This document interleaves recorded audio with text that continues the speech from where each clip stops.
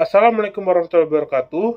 Salam, Om Swastiastu, salam nama budaya, salam kebajikan untuk kita semua. Jadi pada kesempatan kali ini, kami dari kelompok dengan tema Public Opinion Polling ingin mempresentasikan hasil kinerja kami. Oke, poin pertama, lahirnya The Gallup Poll.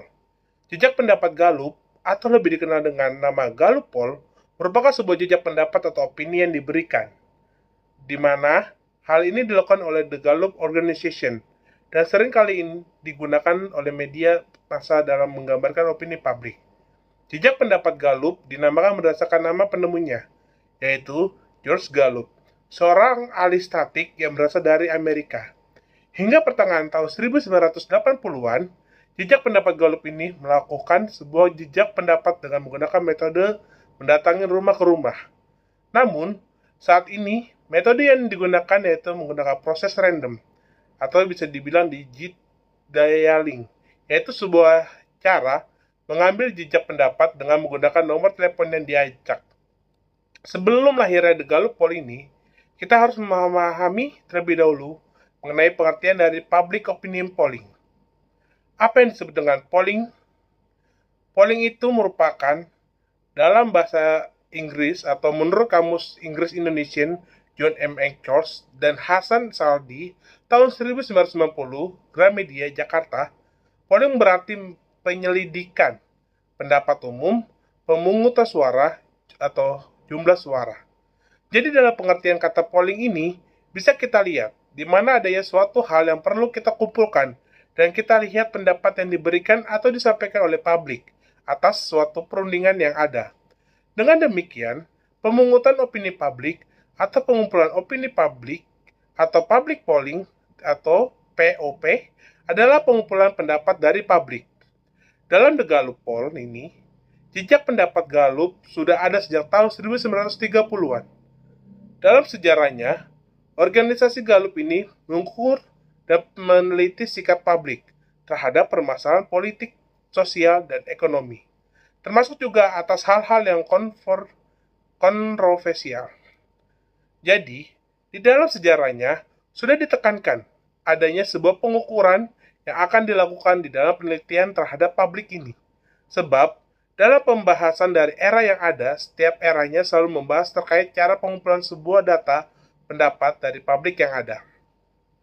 Walaupun dalam melakukan jejak pendapatnya, Gallup melakukan kerjasama secara khusus dengan berbagai media, organisasi, dan kadang-kadang pula dengan asosiasi global dan lembaga pendidikan. Namun jejak pendapat yang dilakukan yang memiliki reputasi sebagai suatu jejak pendapat yang dilakukan secara independen dan objektif. Lalu, di negara maju seperti Amerika Serikat, public opinion polling sudah merupakan bagian dari industri yang tidak dapat dipisahkan. Dinas Penerangan atau propaganda swasta yang menyebutkan dirinya sebagai Industrial Public Relations Officer melakukan kegiatan dengan memanfaatkan media yang ada. Usaha itu tidak hanya terbatas pada soal pembentukan opini publik, tetapi juga peneliti opini publik. Tujuan dari hal ini di mana opini polling ini bisa dimanfaatkan dan bisa teruji dengan adanya sebuah kegiatan yang dilakukan dan dilaksanakan dalam menghasilkan sebuah penentuan hasil dari perolehan yang ada. Lalu, ada fungsi lainnya itu sebagai tujuan agar peluncuran produk baru yang berupa barang atau jasa didasarkan pada opini publik. Akan tetapi, public opinion polling lalu ada fungsi lain, yaitu sebagai tujuan agar peluncuran produk baru yang berupa barang atau jasa didasarkan pada opini publik. Akan tetapi, public opinion polling lebih sering digunakan sebagai meramalkan sesuatu yang akan datang seperti hasil pemilihan umum legislatif atau pemilihan presiden. Selanjutnya akan dijelaskan oleh teman saya. Opini publik merupakan suatu opini yang diadopsi oleh publik secara luas dan menjadi suatu pemahaman yang dianut oleh sekelompok masyarakat mengenai suatu isu atau suatu topik. Lalu demokrasi adalah mekanisme sistem pemerintahan suatu negara yang mewujudkan kedaulatan rakyat atas negara dalam menjalankan kegiatan pemerintahan yang didasarkan oleh kerakyatan. Lalu ada korelasi antara opini publik dengan demokrasi. Di sini kita harus memperhatikan mengenai prinsip demokrasi, yaitu 1. Kedaulatan rakyat, 2. Pemerintahan atas persetujuan yang diperintah, 3. Kekuasaan mayoritas, 4. Hak-hak minoritas, 5. Jaminan hak asasi manusia, 6. Pemilihan bebas dan jujur, 7. Persamaan di depan hukum, 8. Proses hukum, 9. Pembatasan pemerintah secara konstitusional, 10. Pluralisme sosial, ekonomi, dan politik, 11. Nilai-nilai toleransi, pragmatisme, kerjasama, dan mufakat. Lalu ada pula peranan opini publik oleh Harold D. Laswell yang menyatakan bahwa the open interplay of opinion and policy is the distinguishing mark of a popular rule. Dapat diartikan menjadi interaksi terbuka antara opini dan kebijakan adalah ciri khas dari pemerintahan rakyat. Maka, opini publik memiliki peran besar dalam bagaimana suatu pemerintahan dapat membentuk atau mengambil sebuah kebijakan.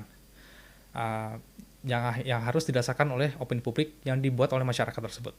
Opini publik itu juga dapat menjadi suatu refleksi atau pemeriksaan terhadap pemerintah suatu negara, di mana opini publik dapat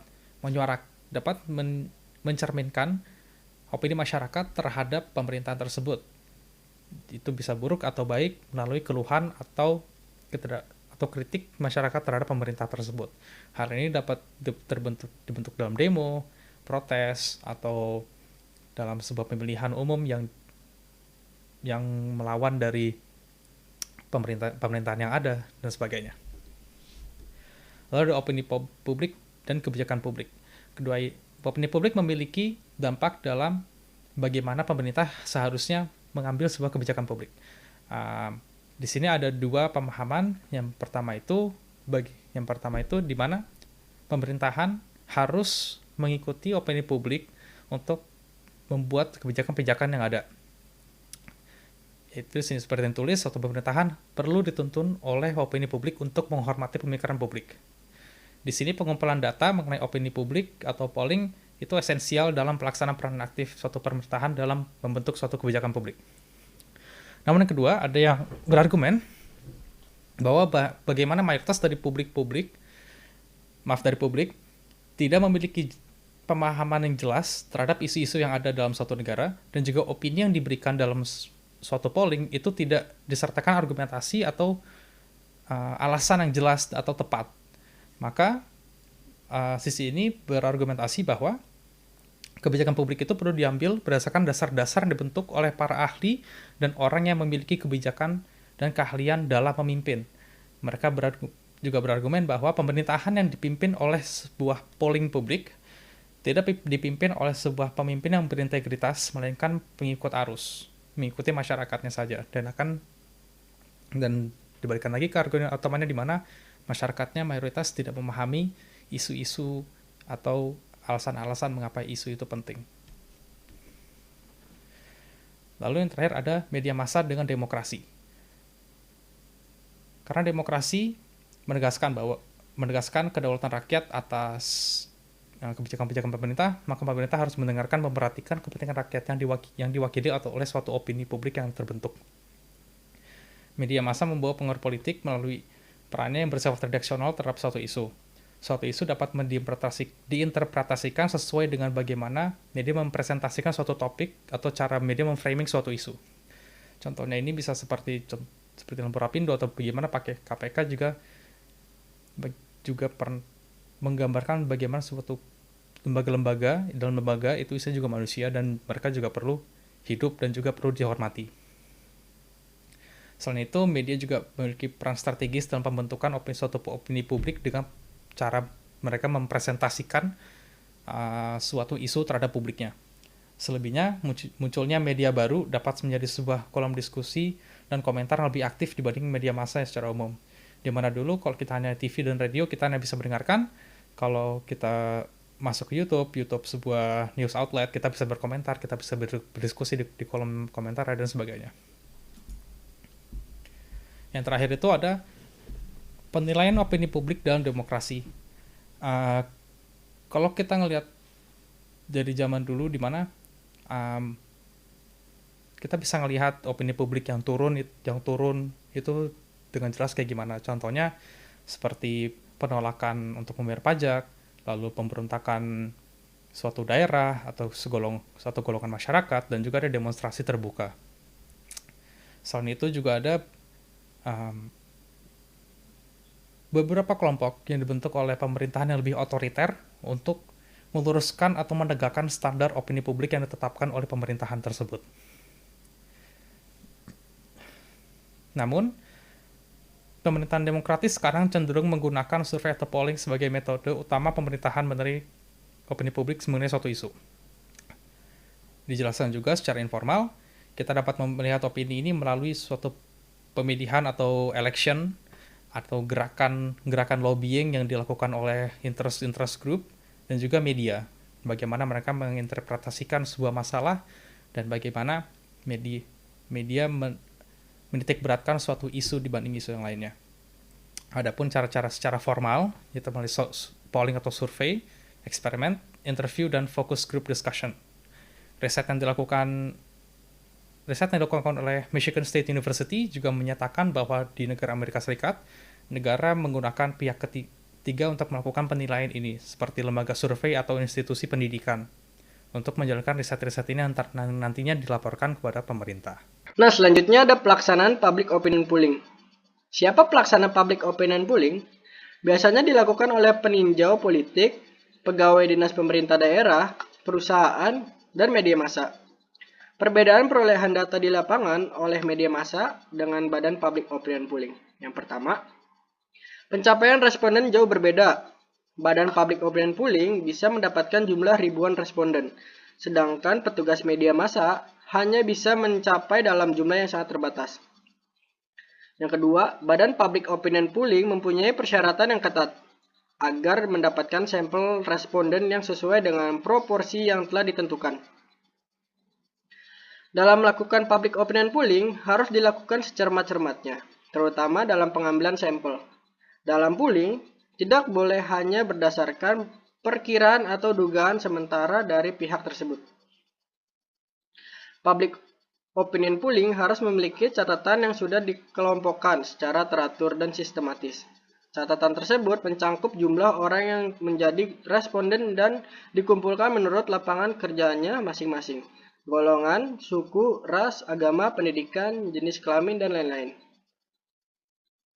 Contoh public opinion polling dalam kehidupan sehari-hari. Secara tidak sadar, orang membicarakan tentang bencana alam yang terjadi di Indonesia dengan teman kerjanya. Setelah itu, ia bicara juga dengan topik yang sama tetapi orang yang berbeda, yaitu tetangganya. Maka dari situ, tambahlah bahan untuk polling. Dari sekian banyak pendapat orang, maka ia bisa menyimpulkan opini publik tentang bencana alam yang terjadi di Indonesia. Kesimpulan yang dibuat belum tentu benar, tapi secara tidak sadar bahwa ia sudah melakukan dasar-dasar polling. Selanjutnya ada pemungutan suara dan quick count. Dua istilah ini sering sekali didengar oleh masyarakat Indonesia, apalagi menjelang pemilu.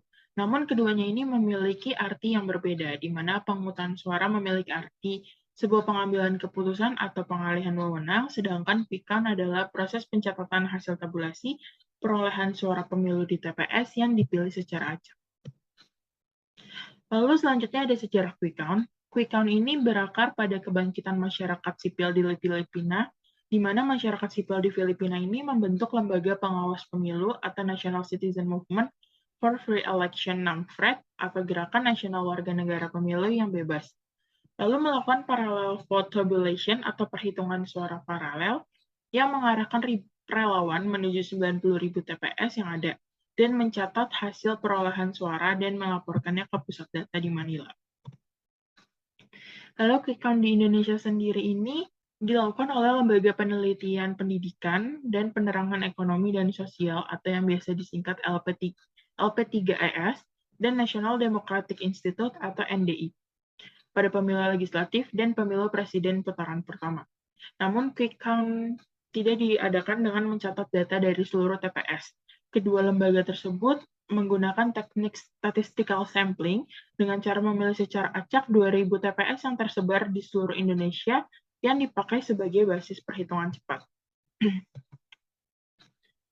Lalu selanjutnya ada quick count dan demokrasi di Indonesia.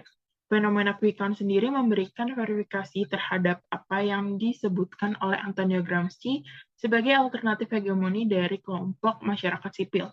Quick count sendiri memberikan informasi alternatif sebagai publik tentang perhitungan tabulasi suara. Lalu ada yang namanya teori konspirasi, di mana konspirasi sendiri itu adalah kesepakatan yang dilakukan oleh beberapa orang untuk melakukan tindakan yang melawan hukum. Teori ini muncul diakibatkan perbedaan tipis mengenai angka dari KPU dan LP3ES NDI yang memancing respon negatif dan kecurigaan dari beberapa orang. Teori ini juga menjelaskan bahwa konspirasi antara lembaga asing dan lembaga dalam negeri untuk memenangkan kandidat tertentu di mana quick count masuk ke dalam skenario tersebut. Ada opini publik dan pressure group. Opini publik merupakan suatu ungkapan keyakinan yang menjadi pegangan bersama bagi para anggota sebuah kelompok atau publik mengenai suatu masalah kontroversial yang menyangkut kepentingan umum. Lalu di sini juga ada pressure group. Pressure group merupakan suatu organisasi dengan agenda untuk melobi atau membujuk pemerintah untuk mengubah perilaku, kebijakan, keputusan, atau mengambil tindakan pada masalah tertentu. Opini publik dan pressure group itu saling berkaitan karena opini publik tersebut akan disampaikan langsung oleh pressure group untuk memberikan suatu tekanan kepada suatu pihak. Istilah pressure group pertama kali lahir di Amerika Serikat. Kelompok ini terdiri dari golongan atau organisasi-organisasi yang mengadakan tekanan terhadap badan-badan legislatif dan para pejabat untuk mempengaruhi pembuatan undang-undang serta peraturan-peraturan atau pelaksanaan kebijakan demi kepentingan suatu golongan. Mereka yang disebut pressure group mempunyai kepentingan politik, ekonomi, atau kebudayaan. Untuk mempengaruhi badan-badan legislatif, anggota pressure group melakukan sesuatu yang disebut lobbying. Lobbying adalah suatu upaya yang bersifat persuasif yang dilakukan suatu pihak untuk menarik dukungan dari pihak lain yang dianggap memiliki pengaruh yang kuat. Secara sepintas, pressure group terlihat mencerminkan kehendak rakyat, namun itu hanyalah sebuah manipulasi dari golongan tertentu saja. Jenis pressure group dapat diklasifikasikan ke dalam beberapa kategori tergantung pada variabel apa yang kita kelompokkan. Misalnya kita dapat mengkategorikan mereka sebagai kelompok profesional, bisa kelompok ekonomi, dan kelompok sosial berdasarkan orientasi kegiatan mereka. Dalam kasus lain, kita dapat membaginya menjadi beberapa kategori berdasarkan wilayah operasinya. Kelompok profesional biasanya mengkampanyekan masalah yang dihadapi oleh profesi tertentu berupa kelompok medis, guru, dan lain-lain. Lalu ada kelompok ekonomi yang bertujuan untuk menyuarakan perlindungan kepentingan ekonomi anggotanya dengan mempengaruhi kebijakan pemerintah dan bisnis. Lalu ada kelompok sosial, biasanya yang memperhatikan isu-isu sosial seperti hak asasi manusia dan mempengaruhi kebijakan atau keputusan pemerintah. Ada banyak contoh dari pressure group. Mereka dapat berupa organisasi lokal atau nasional.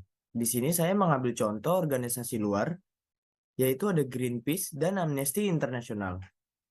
Kedua organisasi ini memiliki pengaruh yang kuat untuk membawa suatu opini publik.